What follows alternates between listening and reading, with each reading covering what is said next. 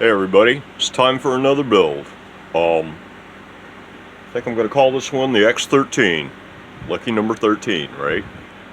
So, basically this is going to be the mods that I can think of to do the X-12. This right here is the last build I completed, and this was the twin tube carbon fiber neck. And it works, but it's a beefier profile than one of these trapezoids, so it's really not as comfortable. So until I get motivated to figure out some combination of smaller tubes or something that gets that feeling as nice as this does, this is the way I'm going on necks for the moment, at least.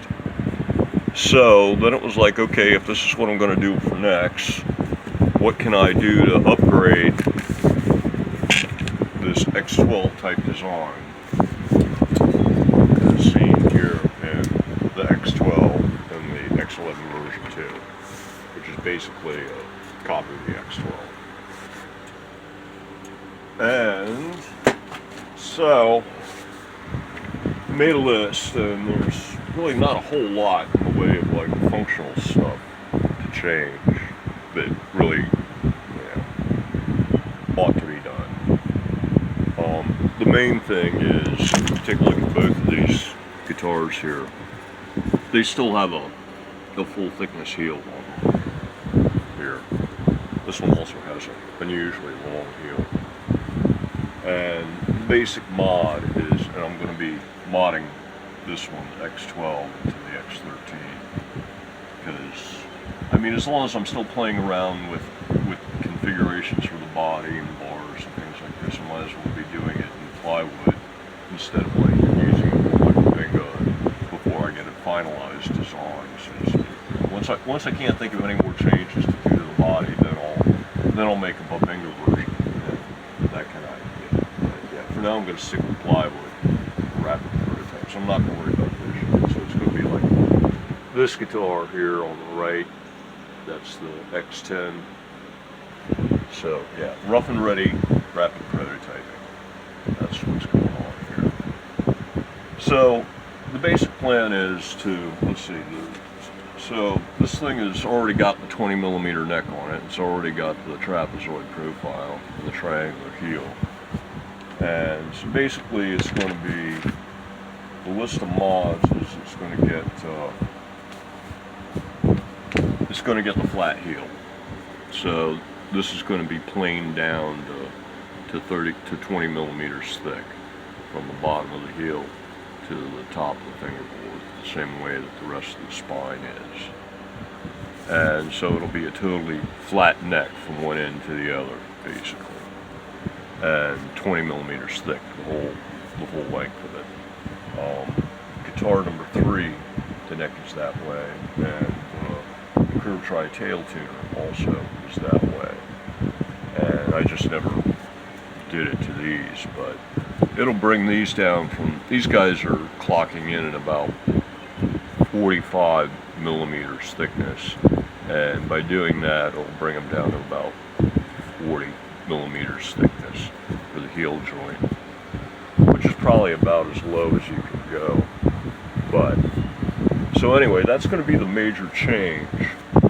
But because of that, and the fact that this bridge, you're now going to have a neck that's only 20 millimeters tall instead of about 25 or 30. And this is about 20 millimeters tall now, already, and then it's got a shim under it. Bridge, though, is 30 millimeters tall. So if you bring this down to 20 millimeters tall, then this bridge is going to be 10 millimeters up too high, so the bridge has got to come down. So you could, route out material here, but then you don't have enough beef left in order to mount the bridge. So the plan is to go to a 2-piece body like this. So you would take the body here and you would cut it off at the pickup, and you need to slap a second piece of wood underneath it, starting at this end of the pickup, and that is down here, and then you put a spacer in to make up to bring your bridge up to the correct height, and then you mount the bridge. And so everything will still be all nice and level like this at the top, but here, this part of the body will only be about this thick.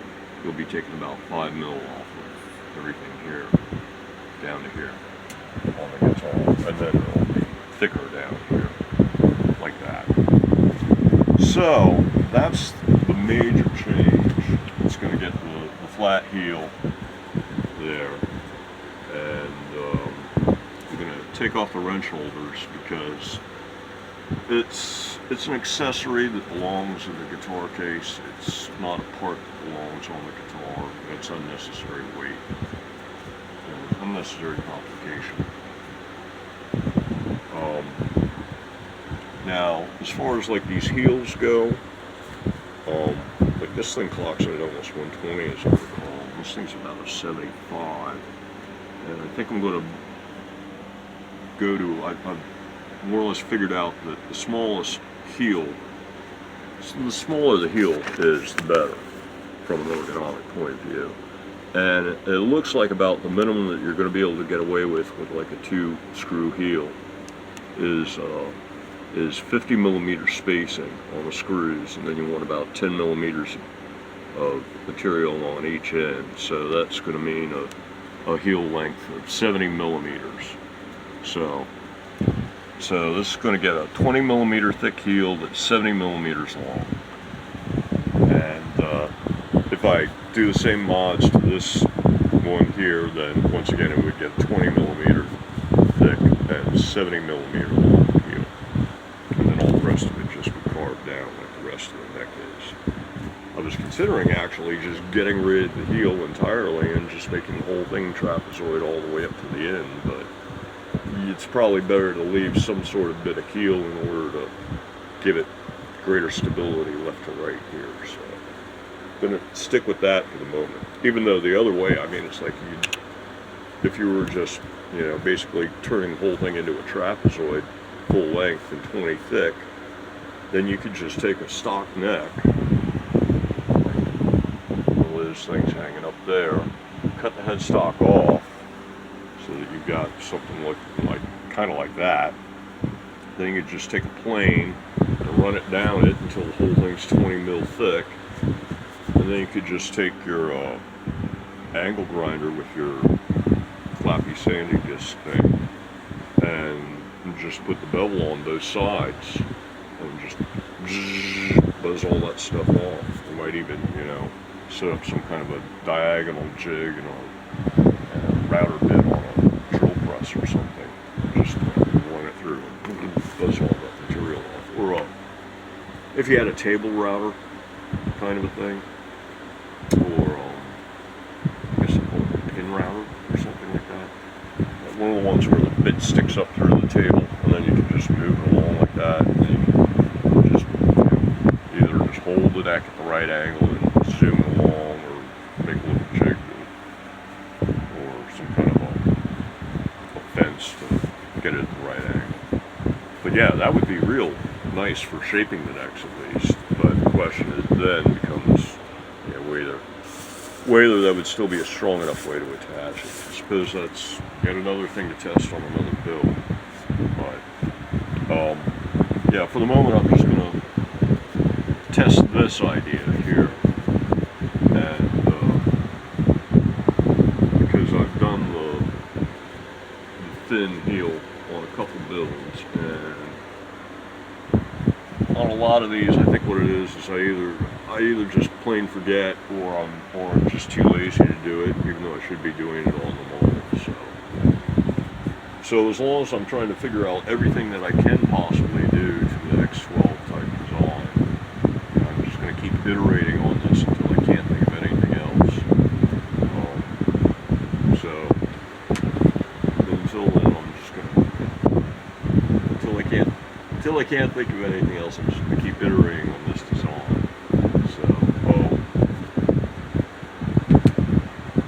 So let's see, what else is this thing getting? Yeah, it's getting to the two-piece body and the thin neck and the 70mm long heel.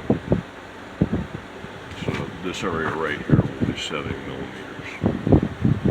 and 50mm screw spacing and oh, the elevated depth. Yeah, hold on. I'll show you that. All right, this is the curved tri-tail tuner here in the middle, and actually the X-11 version 2 has an elevated depth pick guard, and this one here also has an elevated depth pick guard done in plastic, and what it is that you've got a gap underneath these guys, and that would allow you to, if you look on this one here, I had to glue on this block of wood in order to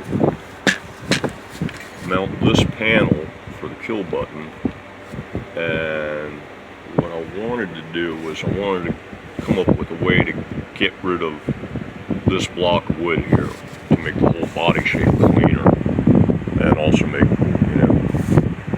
construction simpler.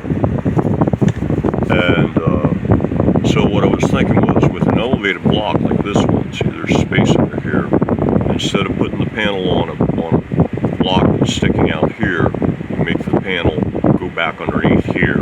So you would take this panel and you would mount it to the body here, just above the pickup, still have the button in the same place, but the plastic would be sticking that way instead of this way. And then after you've mounted that, then you would mount the depth pick guard over top of it, and so this little bit would be sticking out to the side, and it wouldn't really, you've still got this stuff sticking out sort of unprotected, so to speak, and so if it was sticking out this way and unprotected instead of sticking out this way and unprotected, there's not much difference. Here, two sides of the switch are unprotected from some kind of collision that could mess up the wiring, and then two sides have wood protecting it. And mounting it going underneath here, three sides would be unprotected. But, I don't really think that would be an issue. So, or at least, I'm going to give it a try, and if I find that I'm constantly breaking these things off the guitars or something like that, I could go to some other kind of design. But yeah, I was thinking of doing that in order to simplify things, simplify the design overall.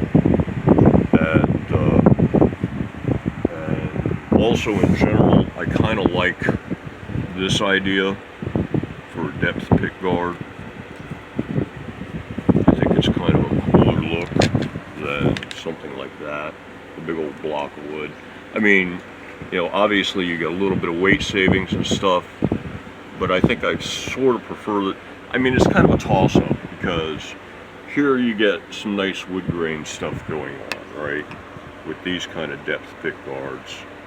But here you got this whole cool high-tech vibe thing kind of going on, which I also like, and it's extremely functional as far as action height and everything goes.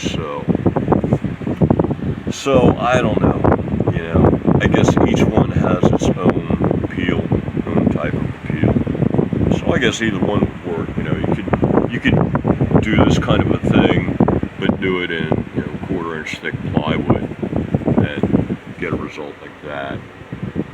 Or you could do it in some kind of a laminate, like an oak or a flame maple laminate or something, or do like a block of flame maple, the way I've got a block of oak here. So yeah, it's basically, as long as it's elevated so that you would be able to slip this thing under it, that's all you really need. So it doesn't really matter whether it's made of wood or made of plastic. But yeah, I do kind of like this, so I might go with this kind of a depth pick guard for this thing, because this depth pick guard would probably be too tall bridge down and remove the spacer from underneath the pickup, everything's going to be slammed all the way down onto the body. The pickup's going to be slammed all the way down on the body. This gets lowered, the neck becomes thinner, the end of the guitar gets cut off, and more wood gets added below it, and then shimmed up so that the bridge can be dropped down. So yeah, a little bit of in the way of changes there. Basically, it's going to be the same guitar, but the height of everything in relation to the body is going to change.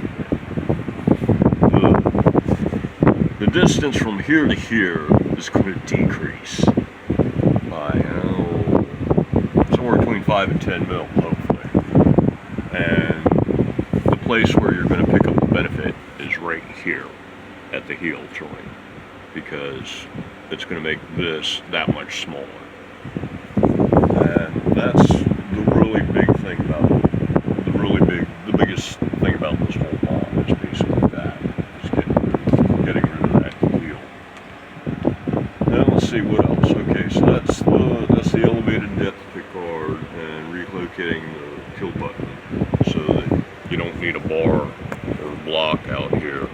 On this one here, this has actually been modified, so it's got the bar out here, but as you can see, let me turn around there. Yeah, see, it's got the bar out here when it was modified to add the EQ stuff. But as you can see on this one, which was made later, the bar was just integrated as part of the body, but that's still left, needed a mounting spot for this. And since, if you look at this one, we'll come back to the thing. Alright, flip the other way. Yeah, if you look at this one, you see it's got a solid block, so there's no place to really put the button here. But this one, actually, I think this build was done after that. And so I started by making this block, and it was like, oh, this needs to come up, so why don't I just elevate it the way I elevated this one. And so this actually has the room for the switch to go under there, but I didn't do it.